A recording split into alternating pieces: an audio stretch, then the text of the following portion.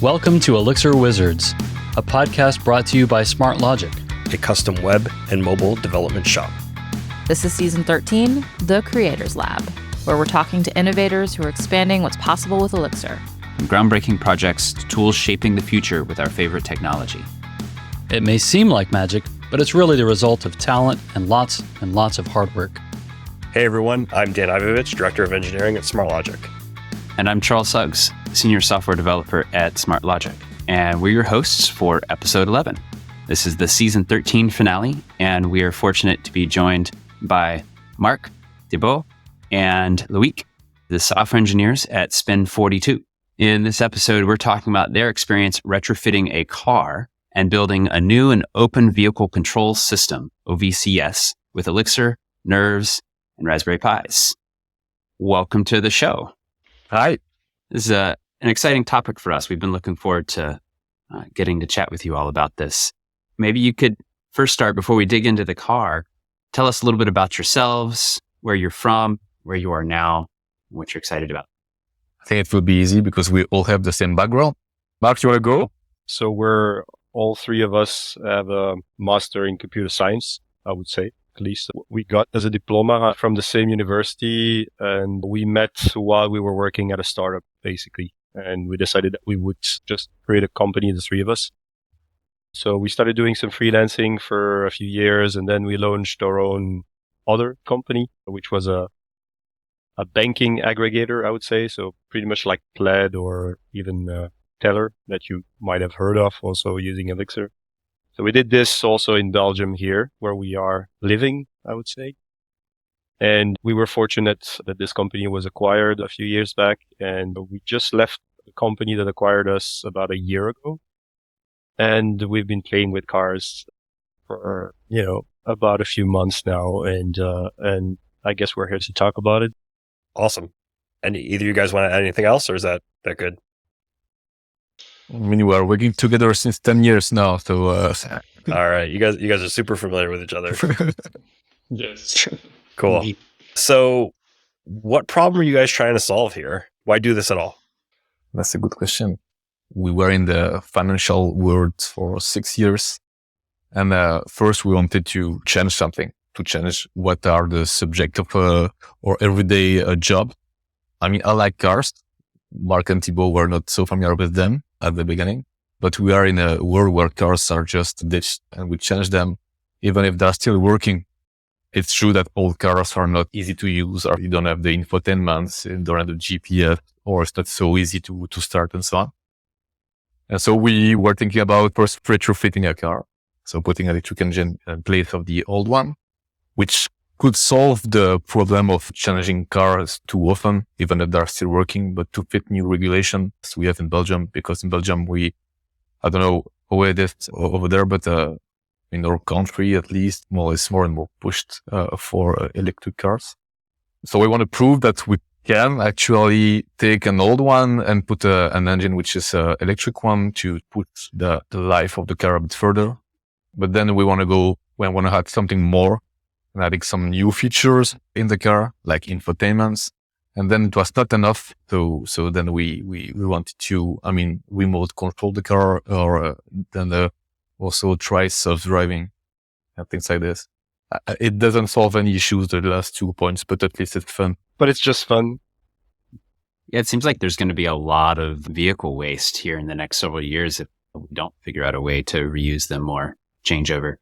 It's really, like Loïc said, the idea of upgrading the car and trying to make it to the same level of expectation that people have today. That's at least why we started this, figuring out, is this actually possible? What does it mean to do this?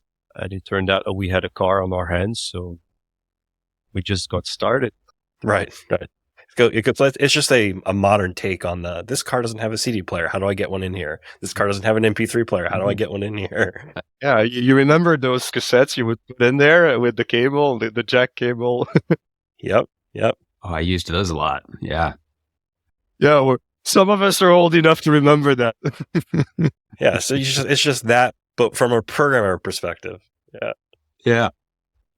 So why Elixir? Sounds like you guys were working in Elixir, so that's like maybe an obvious why, but like for the car problem in particular, why Elixir and not like a, I don't know, more legacy embedded system? Based on the beam, it's really designed to be embedded, the self-healing part being a plus, of course. And also, we are mostly interacting with the CAN bus, which is the bus inside the car that connects all the components. And it's, mostly bytes that you have to parse. And so in Elixir, it's so easy to do compared to doing it in C, for example, that it was really a nice solution. So that was mostly the reason why, and also because we like it and we wanted to push it as far as possible to see if it could be used for such kind of applications in embedded system. And we also played already a bit with Nerves, and it's really a nice tool to deploy firmware over the air. And you have all the tooling around it. We have some parts playing on Arduinos, we play in C++, and that is really a pain compared to what we could do in Elixir. So we try to have as much business logic as possible in Elixir, and then really the basic in C. So it just feels more elegant to do it. Was this your first Nerves project for the three of you? Anybody do one before?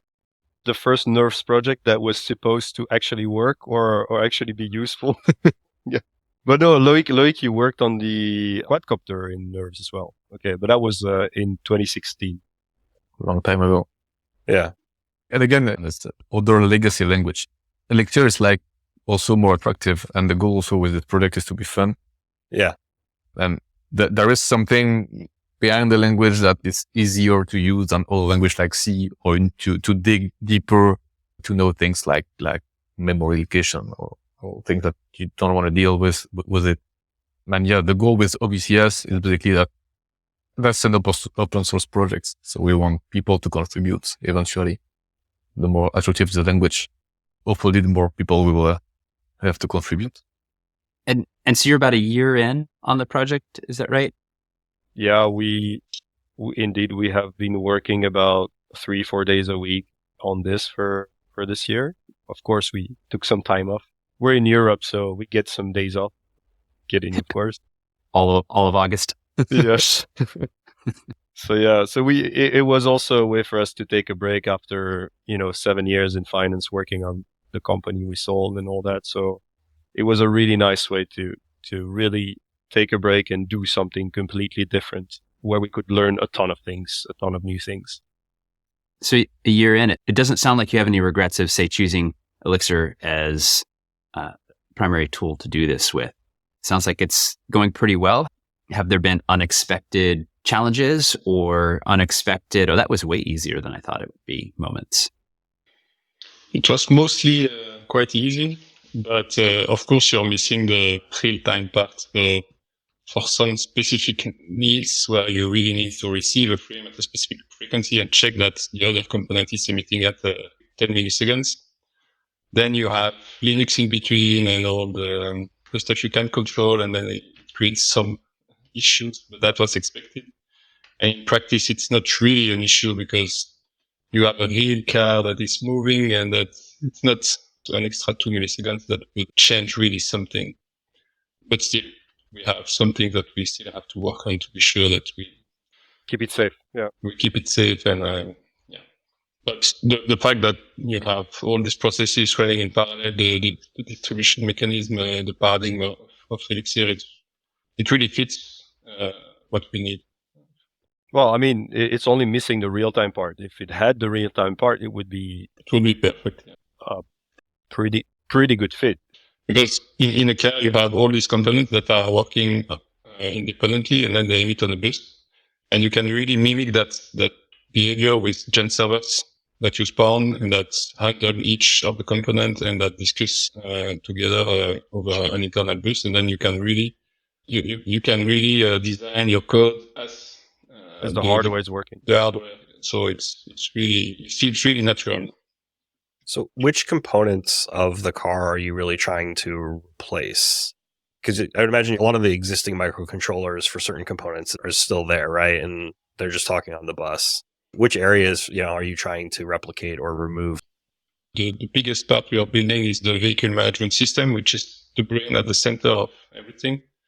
But for example, it's still the legacy ABS control module, which is controlling the brakes and so on.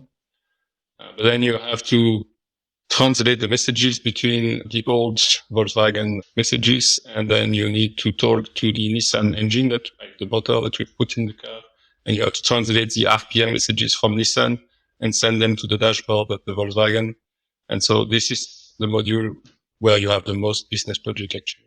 There's also simple stuff like the steering pump, for instance, that was providing assistance in the car, was only starting at the idle RPM of the thermal engine. But you need to control it another way because now you have a motor that has 0 RPM when it's idle. So you need to figure these things out, and you need to have a component that acts as the brain of the car that will decide when to start something or talk to a component of the Volkswagen or translate messages from another brand to Volkswagen or what. And we also have a Tesla iBooster servo brake in the car, which is the same as you have in Tesla Model 3s. When we started working on the remote control, we needed a way to control the brake. So we had to also reverse the CAN messages of that component in order to control it through the CAN. So the VMS, so the vehicle management system, handles all of that aggregation. So I guess we're in the business of aggregators. We did it for banks before. Now we do it for car components and car parts. But that's the idea. You aggregate all of this and then you make them work together. And it allows you to do some pretty neat stuff. Like Thibault mentioned, we kept the original dash of the car so that we can show the real RPMs of the motor. But also it's the actual ignition lock that starts the relays to start the electric motor. So you don't have a separate button to start the electric motor. Everything is done naturally with the car ignition lock, which makes it almost like the car was always like this to begin with. If you have this kind of component, you can really make these transformations on cars or other vehicles really seamless and make it look like it was always there to begin with. So it's more extending more than replacing, basically. So only one of you is sitting in front of the car. So do you guys do you get in the same space to work on it, or like what's the dev environment like for this? My house. That's where Loïc is sitting. It's Loïc's house. My basement, actually. So this is where we work. He's standing right in front of it. So 2 days we work with the car and 2 days we work at home. So, well, Loïc never leaves the car, I guess. But for Thibault and I, 2 days at home and 2 days with the car, which means that the 2 days at home are mostly about software development. And then we test things on the car twice a week. Cool. Did you have to build tooling to support this kind of development workflow? Thibault, you want to go for this one? Depends on what you mean by tooling. In Linux, you have a lot of CAN tools already. So you have the CAN Utilities suite that allows you to interact with the CAN. You have virtual CANs, so you can have a virtual CAN on your laptop, allowing to play locally. Then you have Socket CAN D, which is a daemon that allows to stream CAN bus, the CAN messages on the network, so that you can develop on your laptop and you don't have to upload the firmware every time you want to test something. The biggest thing we built was Cantastic, which is an Elixir library to send and receive CAN messages in a clean way, let's say, because there were some CAN libraries already existing, but that they were not really maintained anymore, and using NIPS. And actually, in Erlang, you have a socket module that allows you to interact directly with the OS socket. So you don't really need external dependency. And so we try to build something around this without the C extension. Then we also build it's not really Elixir tooling, but it's helping us to develop. We build a big power supply over there, which is replacing a battery, because we made mistakes in the code, and power supplies helps us to keep us safe, basically. For example, put 100% throttle instead of 1%. It happened. It happens. Power supply just the fuse blows up. So it not means software tooling, but in the dev environment, that's something that we also use a lot. Yeah, I would say that for development, also the existing tooling around Nerves is already pretty much there, and there's nothing we really had to build. So of course we wrote a few bash scripts to make it easier for us to build multiple components at the same time, but that's pretty much it. There was nothing really that we had to completely build in order to get started. And can you talk a little bit more about Cantastic? How does it parse incoming signals? How does it ensure that timing is precise at different intervals and sending outgoing messages when they should go out? And the idea was, as I said, to build it entirely in Elixir and Erlang. So trying to avoid having C dependencies because it's nicer in Elixir. It took some time because actually you have a socket module in Erlang, but the CAN part is not officially supported. So you have to find the magic numbers and understand how to interact with it based on the C implementation.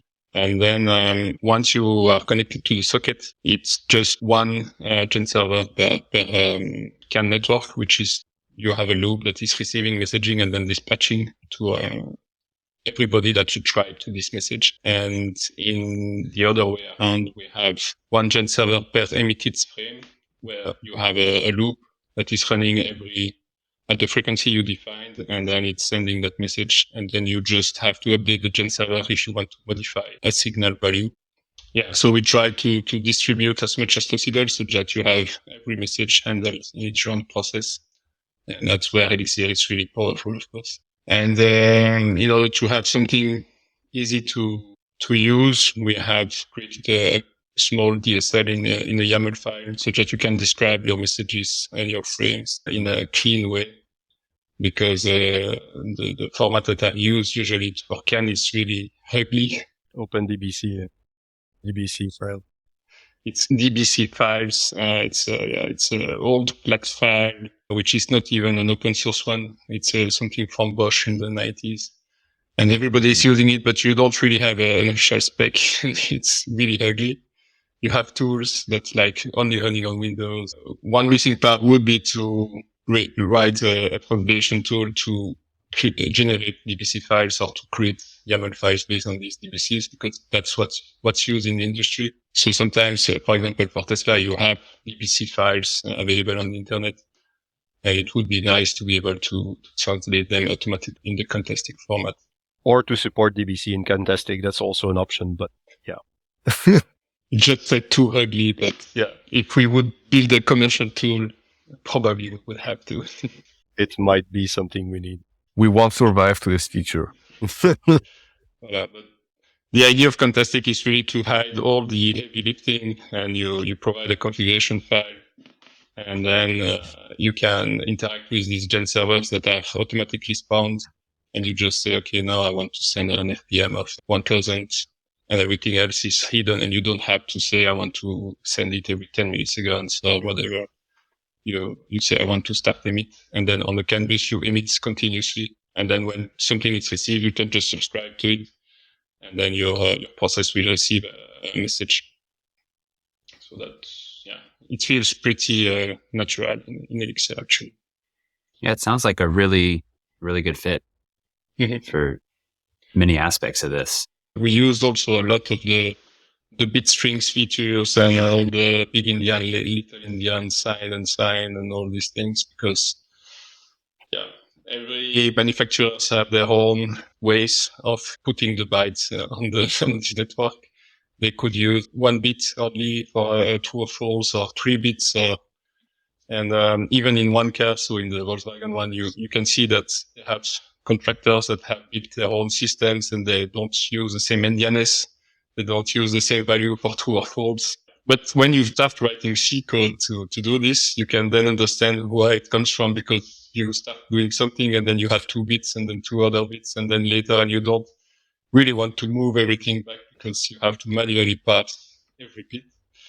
While in Elixir and with a YAML file, you just add a new entry and you don't have to think about it. Then refactoring your frame, it's much more easier. And people thought supporting multiple browsers in the early 2000s was hard. Jeez. Well, I actually don't know what we prefer working on. I think we prefer working on making all of these things compatible than working on multiple browsers back in the days. But I mean, it sounds like you guys are dealing with just like a much larger amount and kind of like more secretive, proprietary, like this environment is very different than I think what a lot of people in the Elixir space are used to, right? So it sounds like there's a lot of reverse engineering to just kind of figure it out. mainly. Yeah, there's a lot of reverse engineering, but in all honesty, it's not like we start from scratch all the time. Like Thibault said, there's a lot of DBC files you can find online. There's also a repository on GitHub, OpenDBC, which was, I think, started by the people from Comma.ai. But yeah, we can find some DBC files that we can start working from. It's not always that you have all the information you need. So you have to also do your own extra reverse engineering, I would say, like what happened with the Tesla iBooster, for instance, that we had to work because we couldn't find any DBC for that one. But yeah, there is a lot of reverse engineering indeed involved. And sometimes it's as stupid as somebody's in the car, somebody else is in front of Savican, and then pull the handbrake. And then you see what changed in the frames, and okay, release the handbrake. Okay, open the beams. So it's a little bit of stupid work, but it's also fun in a way, because when you figure it out, you're kind of happy. And well, maybe other people might not agree with that, but then we have different ideas of fun, maybe. But yeah, for us at least, this is fun. Doing this is fun. The real world impact, like physical world impact of hardware projects, it's a whole nother thing, and then it's like everyone should experience it. It's awesome. And for the record, if someone wants to do the same, we made one big mistake at the beginning. We just pull off the engine of the car before trying to reverse the canvas. So the thing is, when you want to see which is the frame for the RPMs, without any engine, you can't see it basically. So we advise to first take a trace. Yeah.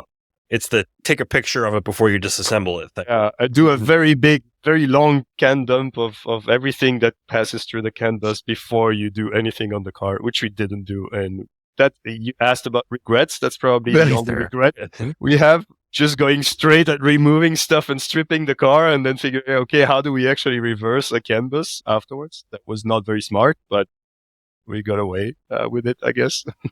Do you still have the engine, the old engine, or it's gone? It's at Loïc's feet. It's just under my desk. It's right under his desk. A good footrest. Oh, it's a bit dirty. So honestly, it's probably all it's worth right now being a footrest, because that car could not have been able to enter a city like Brussels today, for instance, because of the environmental regulations that we have on cars now. So it wouldn't even been allowed to enter without getting a fee. So some of these cars are still usable, but you can't really drive them anywhere. Even I think in Germany, it's also the same. There's low emission zones and things like that. So some cars are just forbidden to go.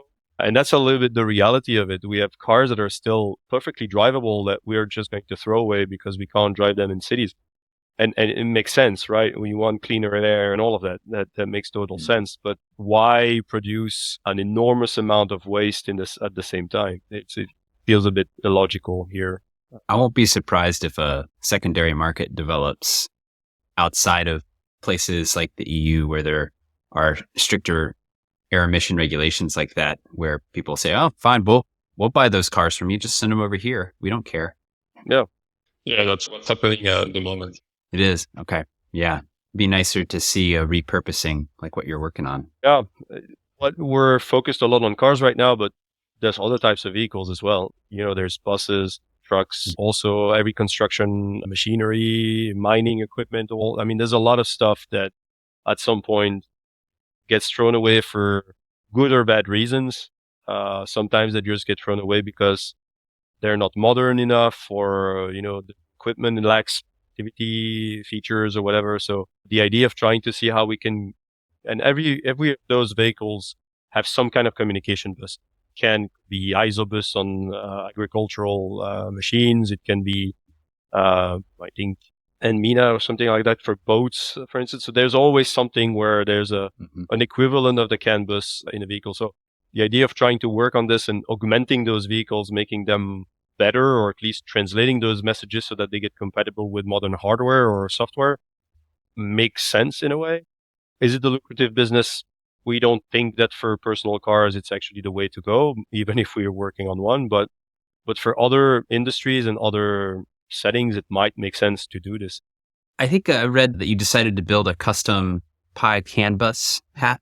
Is that right? Yeah. Why did you end up needing to do that or deciding that that was the way to go? At the beginning, we bought some CAN module from internet, but they were not CAN FD. We wanted to be CAN FD ready. The one that we got at the time were not working with 3-volt 3, which is required by the Raspberry Pi. They were only 5 volts for Arduinos. So we decided to build our own because then the schematic will be open source also. Well, the goal is to have the full kit. I would say all the prints, the schematics, the code will be online. So we wanted to build, I would say, our own PCBs to have this schematic our own and at least fitting our needs. But also the SPI, the CAN FD module, I think we have like 8 or 9 on the VMS, something like this. So we made a design so that we can stack them to avoid having the SPI wire always going through the Raspberry Pi. So the goal was also to make them in a smaller formats because we can decide which design what we wanted rather than buying some and having to fit the design of someone else inside our design. And because it's also fun and the goal was also to have fun. So it's important. But like you said, Loïc, we have about 8 CAN buses on one of the components. There's no hat that we could find with 8, CAN buses. So this is also the kind of limitation we got into. And on the Arduinos as well, in the beginning, and that's something we shared at the Elixir Conf Europe, we used on the Arduinos an off-the-shelf relay hat, so to activate relays. But at the same, I think it was the SPI pin that we wanted to use. So the hat was designed so that one of the relays was on one of the pins of the SPI, so which meant that we could not use the hat and the SPI at the same time. So we bought an actual hat that was supposed to be designed by people that know really damn well how Arduino works, and they made a choice to somehow use that pin instead of another one that was probably free. So, and there's probably, again, good reasons to do that. But in our case, sometimes you hit roadblocks like this and you're like, okay, why don't we just, build it ourselves? Because in the end, it's probably going to be easier that way. You don't want to debug somebody else's hardware, basically. And we spent some time finding the pin was common with the relay. Yeah, we lost hours on this and for nothing in the end. But yeah, really the goal at the end is to have everything online published. I mean, if you want to do your own PCB, you can download the everything you need. You can also solder the components yourself. There will be a BOM. I mean, even if it's not perfect, because we're not an electronician, at least it's a good step forward. It can be improved, but That's great. So many projects will open source the software, but not the hardware. It seems to be a trend moving towards more of the hardware also being open sourced. So we've talked a lot about control and reaction and translation, but a big part of a car is also like the driver knowing what's going on, right? Dash, infotainment. How does like the display part fit into what you guys are doing? What does that look like? So we did decide indeed to build a new infotainment system, which is very rudimentary at the moment. It's not like it's like you can play audio, video, Bluetooth and all that. So it's very simple. We just show information. And there was also one main reason why we decided to build that is that we didn't want to have a button to select the parking, reverse, drive, all of that. So we thought, let's just put a touch screen in the car so that we can do that, because we didn't want to bother wiring a button or whatever in the inside of the car. So we decided to build this for that specific reason and to add some interesting information as well, because we saw that on the canvas, we were seeing some information about the car body status, I would say, like which door is open, for instance. Whereas in the stock car, because it's actually my first car and then Loïc drove it, whatever. So we can talk about the history of the car later, but we didn't have that level of detail before, but we noticed that it was actually on the canvas. And so we thought, yeah, why not just add this also to the infotainment and show each door being open separately and some additional information.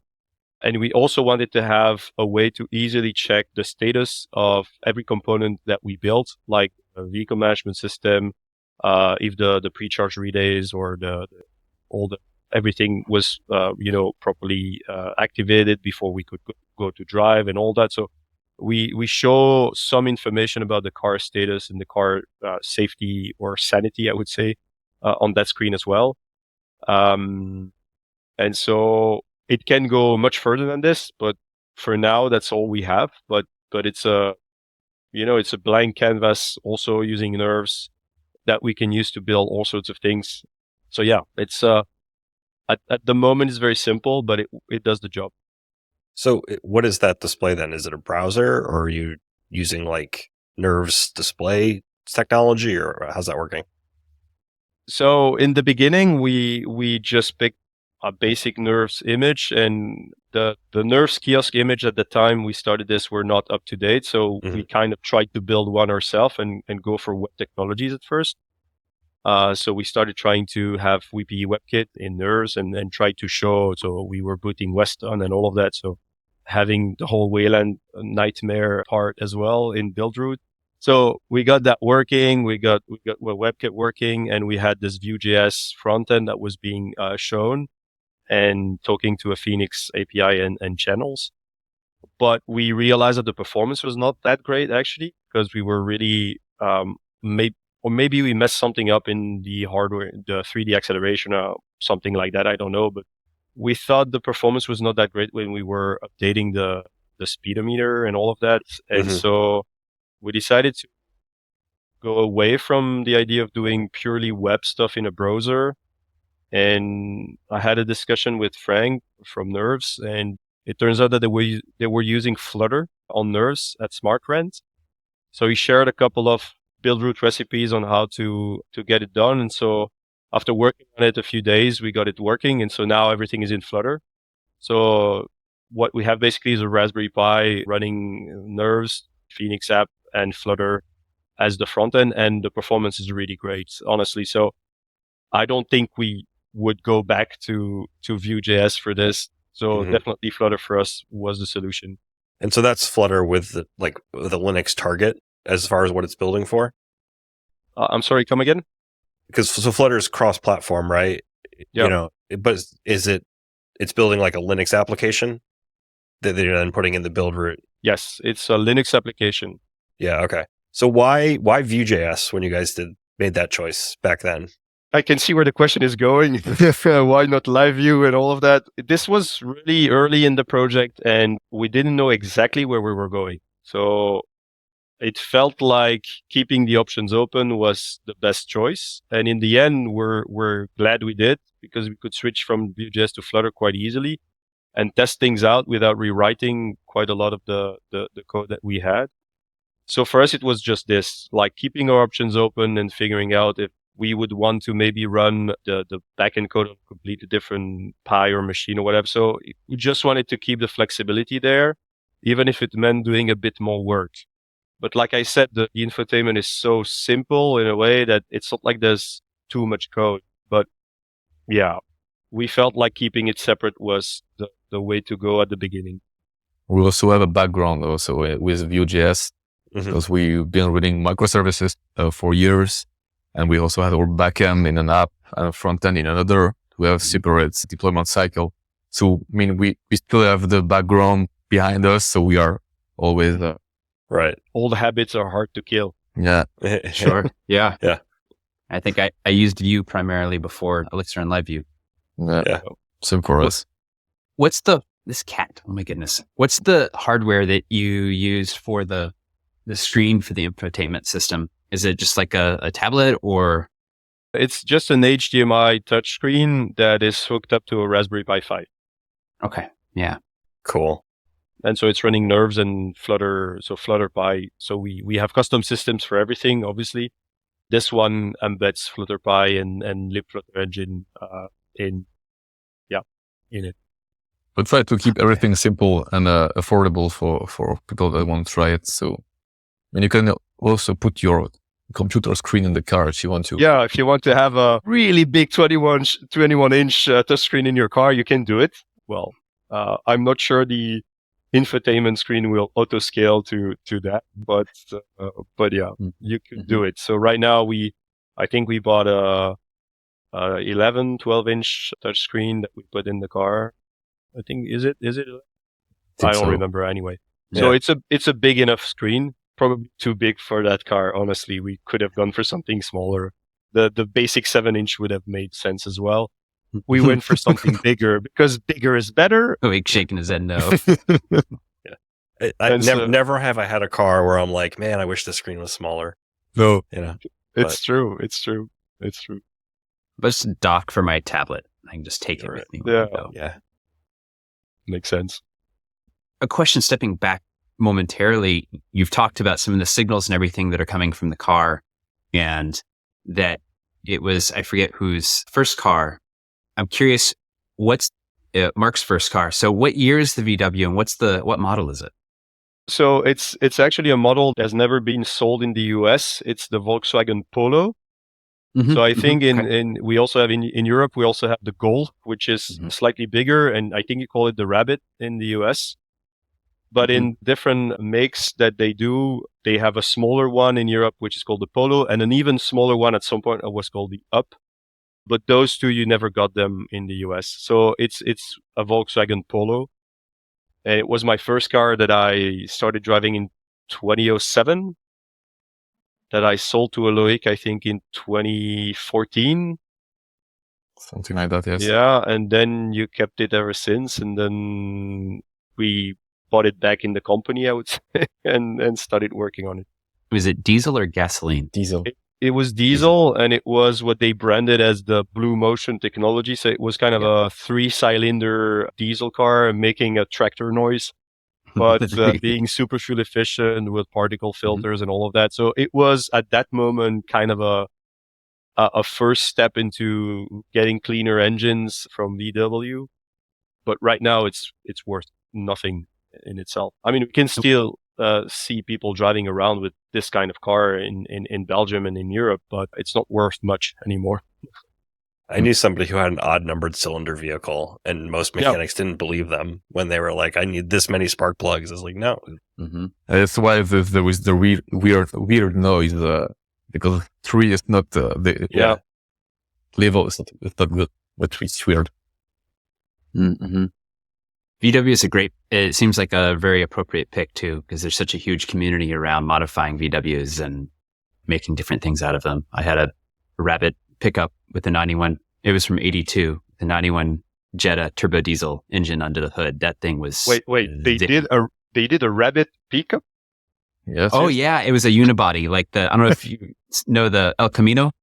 Oh my God. We're in America. We'll pick up anything. Yeah, you will do a pickup. You will make a pickup out of anything. Yeah. Oh yes. If we can take out seats and put in something flat, we'll do it. Oh yeah. Throw the kids back there. No seats, no seatbelt. It's perfect. Okay. The Rabbit ticket. So what's next, guys? Well, that's a very good question. So the reason there's still this power supply on the roof of the car is because the battery is not finished yet for many different reasons. The first one being that we don't want to die making it. So we were waiting for some cable tester that failed to arrive for months. But we know now that we are supposed to receive it tomorrow. So hopefully, by the beginning of next year, we will have the battery finished. But we got the car out of the garage, but basically with the power supply on a very long extension cord. So it would be really lovely to drive it with an actual battery in it. So that's really the last very big step to make it fully drivable, but it will be fully drivable. And so we added the remote control feature. So we control the car through a Mavlink transmitter. So it's basically a drone controller. It's pretty fun. So you can steer, accelerate, and brake. And we're also working on the autonomous features in the sense that we're building a ROS2 bridge, so robot operating system bridge, with the pretty good RCLX library, which makes it quite easy for us to do so. And so we're writing all the nodes that we need in order to get the right information, get the images from the cameras and all that. That's also why we have this rack on the roof, because we're going to install some stuff there and equip the car with some of the equipment. We're working on with our own funds, so it's not like we're going to buy a LiDAR suddenly, unless one of the people looking at or listening to this podcast want to offer us a LiDAR. We're not going to get a LiDAR. It's too expensive. So we're going to work with some basic cheap cameras. We don't aim to be at, professional quality, certifiable quality. We see this car as a laboratory on wheels to learn a lot of stuff, but the ultimate goal would be that it drives alone around the track somewhere, a local track somewhere. That's the aim. So it's not going to be self-driving features that you can take on an open road for sure, but we want to get to that level so that we can learn really the stack from soldering stuff to making the car self-driving. And it doesn't make us specialists in all of these domains, but at least it gets us through the whole process of building one. This is so cool. Yeah. I have so many more questions, but I think we also want to try to be aware of the fact that it is getting on 11 p.m. where you are, and it's pretty late. Is there any particular topic we've not covered that you want to make sure that we cover before we wrap for this episode? I think we didn't really talk a lot about the safety of the components. I don't think we talked about that one. And also, so we could maybe have a question on this topic and hardware failures, maybe. Yeah, why don't we talk about safety? Because you mentioned it's kind of like laboratory on wheels. You're not going for like being able to drive it autonomously, except on a track. So how do you think about physical safety and how is that playing in? The first safety is that we have two big red switches. If you activate them from inside or outside the car, all the high voltages, it's shut down, all the relays are shut down, so you don't have any power steering anymore. It's already safer. You have more than a ton that is moving, so that felt like a good idea. Then as long as you have at least a human in the car, you can still pull the handbrake or push on the brakes. Everything is still working, and you have a steering wheel, you have brakes. And if you shut down the whole OVCS stack, then it should be okay. I don't think the should makes it safe for the audience, I guess. And there is always things that we didn't think about. So that's why we have this big red button, because then you shut down everything and you still have the manual control on the car. So that's the last resort. And then of course at the software level, we also have fail-safe mechanism. We are monitoring that BMS. We are monitoring all the controllers that are actuating the different functions and the relays and so on. And if one of them sends an error status or stops emitting frames, then we would switch to the fail-safe mode of every component. And so it should allow us to. It should stop steering the car and so on. But of course, you cannot think about everything. Right. So are there certain systems like the braking, like brake pedal to actual braking? Is that completely independent? Like that will happen even if the central control is not working correctly, or? Everything in the car is still mechanically connected. Mm-hmm. Well, there's no drive-by wire or something like this. Okay. The brake is hitting the pedal with the oil coming to the brake calipers. Same for the steering column. It's mechanical also, but we had a motor to drive it. Same for the brake pedal. And then we still have the gearbox. So you can also put it in neutral manually if you want to. Oh, okay. Oh, was it a manual? I assume it was a manual transmission. Most cars are manual in Europe. Yeah. So we're getting more and more to automatic. But most cars were manual. Yeah. So you kind of have a lot of inherent. Yeah, it's just still mechanically safe as a car would be safe, and then you're just trying to like supplement generally. Well, the only thing that's not mechanically connected anymore is the throttle pedal, because you control the motor with the can. But if you shut down everything there, it's not like you want to accelerate suddenly. So if something goes wrong, you don't want to go faster. Basically, you want to go slower. So you want to make sure that brakes and steering are okay. And for this, the brakes will still work because the Tesla iBooster, the good thing about it as well is that it operates in fail-safe mode by default. So if you don't send it any messages, but it's still receiving 12 volts, it still operates and gives assistance, braking assistance. So it's not like we needed to re-implement everything in terms of safety. We just needed to make sure our components were operating to safety. But the components like the Tesla iBooster and even the motor itself, they have their own fail-safe mechanism because the manufacturer put these mechanism in place. So we're not stripping down everything from the components and replacing it with ours. We're trying to, that's why we want to control them with CAN, because then we can still use and rely on the engineering that they've done. We don't need to replace everything. Awesome. I don't think we mentioned it before, but just to be clear, what Marc said, we have 4 main components. We have the infotainment we talk about, we have the VMS we talk about, then we have the controllers. Those are lower level controllers, Arduino actually, that are making the link between physical components and CAN bus. So for example, the throttle pedal is connected to a controller, which is reading the analog value and then send it to the CAN.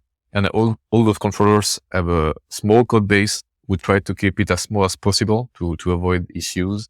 And then we put failsafe on them or also. So we have failsafe at multiple levels in the car. Awesome. And then we have the bridges. Bridges, they make link like with Mavlink, with camera, with ROS also. Wow. Well, I think the good news is, since I'm going to come up with like 1,000 questions the second we hang up. I think no matter what topic we pick for a future season, it will probably overlap with something you guys are doing, just given the dynamic nature of this thing. So when there's inevitably overlap, we should definitely have you guys back on, because this is really cool. There's so much here. And yeah, I mean, anytime we do a even light hardware project on this podcast, it always like ignites this, like, I must do all the nerves things vibe. And I hope the audience picks up on that too, because it is really cool. Yeah, we hope to find the time to document more and share more, but it's not like we're going to stop next week. So it's going to take time, but like Loïc said, everything will be shared. Even the STL files for all the things we 3D printed, because there's a lot of 3D printed involved. The blueprints for some of the pieces, all of that will be released. Right now, it's mostly the software that's being open source because it's easy. Yeah. But we still need to put all of this online as well, document things, the things we talk about, we need to write it down so that people can read it properly, because the documentation we have on Git right now is not good enough, or at least it's decent to start with, but not. So there's still quite a lot of work. Yeah. Which actually then is a good question. Like, is there help you're looking for? Are there ways people can get involved, or, would they have to come to your basement to do anything useful? Well, no, I think honestly, well, in all transparency, we kept enough money in the company to stay afloat, or at least to be able to work on that project for a bit more than a year. But we're going to have to start taking contracting work in 2025 because we're going to be too low on funds. So if people really want to help, find a way to send money, I don't know, so we can keep working on this faster. But it's fine. It's not like we're asking for money or anything. Mm-hmm. The thing is that we're going to have to slow down a bit on the time we put on the car in the next year, because we still have bills to pay and kids to feed. Sure. So we have to get back to some contracting work. Yeah. But we got to keep some time available to keep working on the car project. Cool. Is there anything you're looking for feedback on, or, people to like read and review and just say like, hey, this is thumbs up, thumbs down? Just to add on this, the VMS we built in Elixir, it's really generic, so it should be usable on any vehicle. So you don't have to come to Loïc's basement, but you would need a vehicle, which is quite expensive. You need the basement. Yeah, you need the tools and so on. But then, in order to make sure that we could use it on several vehicles, we also built a small remote control car where we put the Arduino, the Raspberry Pi, and to make sure that it also works. Yeah. Go to your own garage. Yeah. Yeah. If you ask how can people help, we would love to find contracting work related to what we did on the car. So we just don't want, the problem with this kind of project is that you don't necessarily want to go back to building web apps. Yeah. So it's like the small version, but without the wheel that we just removed it before. So this is the OVCS Mini, so same software and hardware stack than the big one. And that's what we use to test the remote and self-driving features. Oh, I really want to do that. Yeah. You can do it. Everything will be open source. It's the base is in Praxis, and then you have this parts, just through it, and then you have everything that you can put on the top. Oh, man. I think this one is rated to go like 100 kilometers, but it's too fast. So it will never go this fast. Cool. Oh, guys, this is awesome. Dan, I hope to see you showing a car off on video here in the next several months. You know, it's like, I don't know what other people's situation is like, but I feel like a lot of us are at that age where we have like a parent or an in-law in my case who has like the hobby car that's been sitting in the garage his entire career. That's his retirement plan of like, I'm going to tinker on this thing. It's like, great. You have a son-in-law who now knows an open source vehicle control system. So we're going to get that Firebird rolling and we're going to control it with Elixir. Yeah. The only big problem is that none of what we do is certifiable or certified in any kind. It's not automotive grade components. So again, it's really just I would say a massive hobby project, unusually massive hobby project. And that's how it should be seen for now. So we're not claiming that any of this is road safe or can be used. After that, everything could be certified at one point if the project goes further. Sure.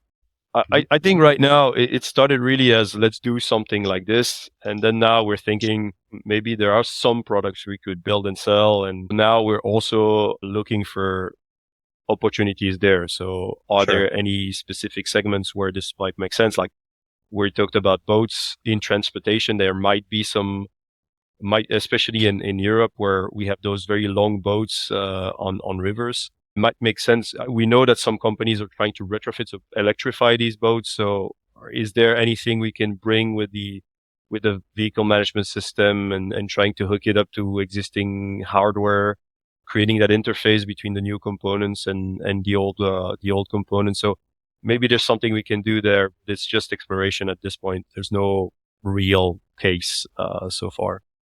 Awesome.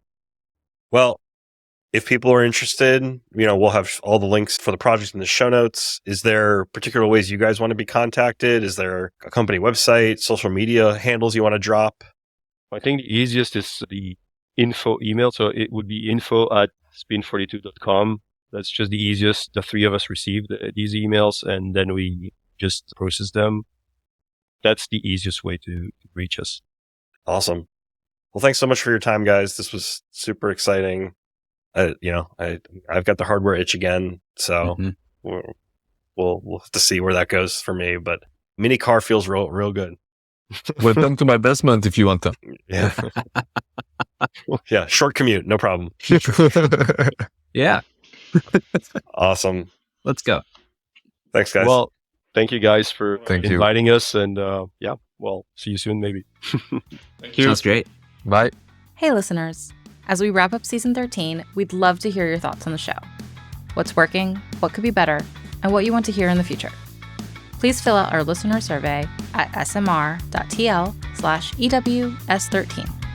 Your feedback helps us shape the future of Elixir Wizards, and we really appreciate it. Thank you for listening. Elixir Wizards is a production of Smart Logic.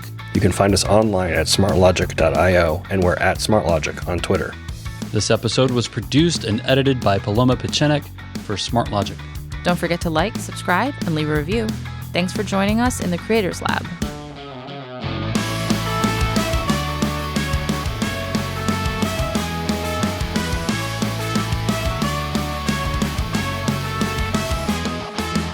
Hey, this is Yair Flicker, president of Smart Logic, the company that brings you this podcast. Smart Logic is a consulting company that helps our clients accelerate the pace of their product development. We build custom software applications for our clients, typically using Phoenix and Elixir, Rails, React, and Flutter for mobile app development. We're always happy to get acquainted, even if there isn't an immediate need or opportunity. And of course, referrals are always greatly appreciated. Please email contact@smartlogic.io to chat. Thanks, and have a great day.